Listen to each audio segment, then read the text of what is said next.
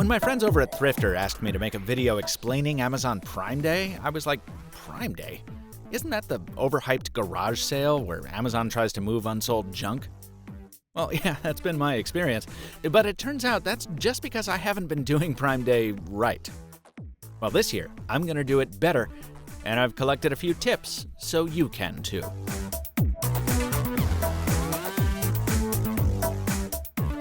Prime Day is basically a day-long festival of discounts on Amazon, kind of like Black Friday, except online. Wait, no, that's Cyber Monday. So it's kind of like Cyber Monday, but in July. If there's one huge difference, it's this. With Prime Day, you never know what's going to get discounted or how much until the day arrives. Now, sites like Thrifter do get tips that they sometimes leak early, but the discounts change often. So here's tip number 1. You gotta be there the instant the deals go live. This year, Prime Day starts at 3 p.m. Eastern on July 16th, and Amazon will be refreshing its discounts. They're called lightning deals every 6 hours. So, set a calendar reminder for 3 p.m., 9 p.m., and if you're a real crazy, 3 a.m. If you think that sounds excessive for savings, well, it depends on how bad you want to save money. Some of the lightning deals really do sell out within minutes. That'll probably be even more true this year, as Amazon is making it more expensive for sellers to run lightning deals, which should keep some of the lower quality stuff away, while also making competition a lot fiercer the minute the deal hits. Oh, and this might sound obvious, but for first-timers, you need to be an Amazon Prime member to get the savings on Prime Day. If you're watching this before 3 p.m. on Prime Day, now's a good time to do that. The link is in the description. So what kind of stuff can we expect to go on sale this year? Well, one of the best ways to figure that out is to look at what sold the most on last year's Prime Day. And unsurprisingly, Amazon's own products tend to get pushed the most. Last year, the runaway hit was the Amazon Echo Dot, Alexa's little hockey puck home. It's got none of the personality of a social robot like Jibo, but it's also about 94% less expensive and a lot more useful. If you like a screen with your assistant, the Echo Show has been discounted the whole week leading up to Prime Day, so keep an eye out for additional details on that or its rounder sibling, the Echo Spot. Oh, and bonus tip. If you already own an Alexa-powered device, that's actually another way to save money on Prime Day.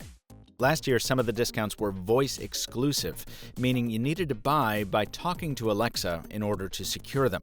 And some of them showed up hours earlier than Prime Day's official start.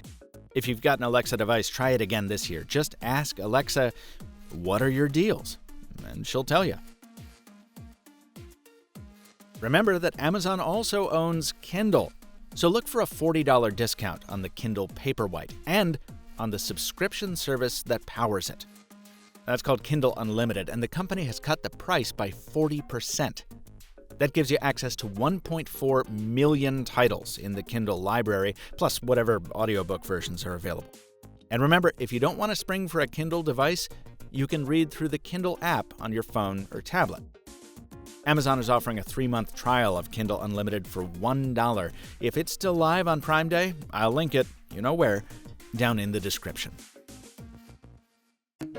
Thank you for your patience, fellow phone nerds. I know a lot of you are mainly here for the smartphones, so how about them? Well, I do expect to see Amazon shine a light on its Prime exclusive phone lineup, which is much larger than it was last year, and bonus, no longer requires you to agree to those dorky lock screen ads. Also, I got a heads up from Huawei that it's marking down the Mate 10 Pro for Prime Day. You remember that phone. It's the one I took to the Grand Canyon on a photo excursion back at CES. The one I mainly criticized for being too expensive. Well, Prime Day knocks it from $799 down to $499, which turns it from a tough sell to a legitimate steal. Now, Huawei is also slashing prices on its smartwatches, but in my view, not enough to justify buying one of these older devices. If you are shopping for a smartwatch, the folks at Wearable pointed out in a recent piece that there might be some Fitbit action on Prime Day.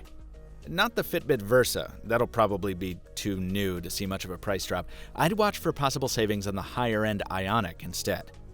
That fitness tracker has gotten a few big software updates since I reviewed it, and it's a much better product now. And closing out the subject of wearables, the brand new Ticwatch Pro that I just reviewed is available exclusively to Amazon Prime members. No word on discounts, but it is brand new.